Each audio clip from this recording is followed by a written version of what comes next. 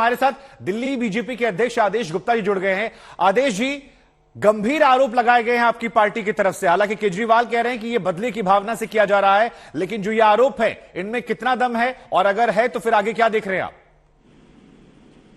देखिए, सबसे पहले मैं शुभंकर जी माननीय उपराज्यपाल जी का बहुत धन्यवाद करता हूं कि उन्होंने बहुत दिनों से भारतीय जनता पार्टी और दिल्ली के नागरिक ये डिमांड कर रहे थे कि दिल्ली की जो नई शराब नीति है उसमें करोड़ों रुपए का भ्रष्टाचार हुआ है, शराब माफिया को फायदा पहुंचाया गया गलत तरीके से, और दिल्ली सरकार उसमें लिप्त रही है।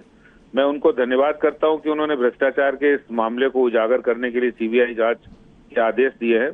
अभी हाल ही में नई शराब नीति में करोड़ों रुपए का भ्रष्टाचार है, शराब माफिया से उन्होंने मिली भगत की है, लेकिन अभी हाल ही में 14 जुलाई को उन्होंने कैबिनेट के अंदर 500 करोड़ के आसपास शराब माफियाओं को छूट दी है।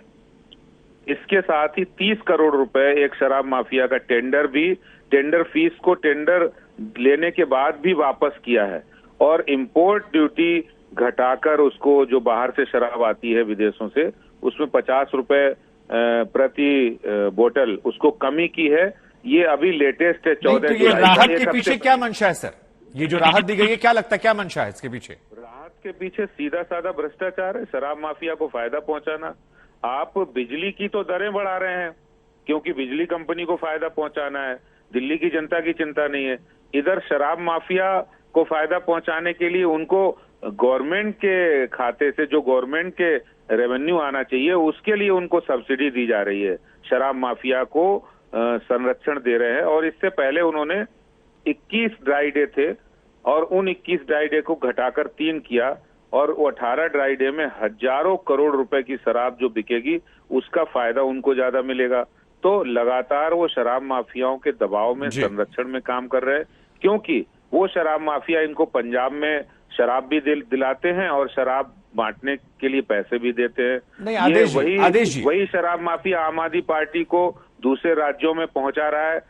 आदेश जी, देखिए, एक सवाल आम आदमी पार्टी बार बार ये पूछती है कि जो आरोप लगा रहे हैं आप लोग, क्या उसमें कोई तथ्य आपके पास है कि पंजाब में भी उनको फायदा पहुंचाया गया, बाकी राज्यों में? और दूसरा, वो कहते हैं कि देखिए, आप लोग दिल्ली सरकार के पीछे पड़ गए, चाहे सिंगापुर जाने की बात हो, वहां भी एलजी साहब ने कहा नहीं जरूरत है, और यहां पर भी तो सरकार पर आप लोग निशाना साध रहे हैं। ऐसे आरोप आप पर लगा रही है आम आदमी पार्टी। अभी आम आदमी पार्टी मुखिया गुजरात के मुख्यमंत्री जी, वो बोल क्या है कि हम यहाँ शराबबंदी जो लागू है उसको सही तरीके से लागू करेंगे।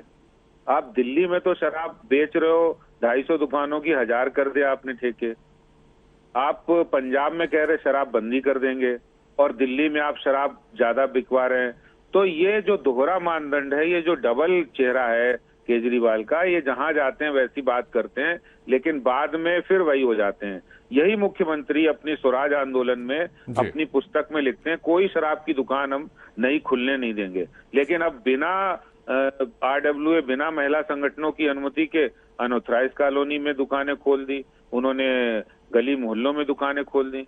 तो ये पूरी तरह से शराब माफिया के दबाव में काम कर रहे हैं, जिससे करोड़ों रुपए का जो भ्रष्टाचार हो रहा है उसमें इन्हें भी, आम आदमी पार्टी को फायदा हो रहा है। ठीक है, आपका बहुत बहुत शुक्रिया आदेश गुप्ता जी। आपने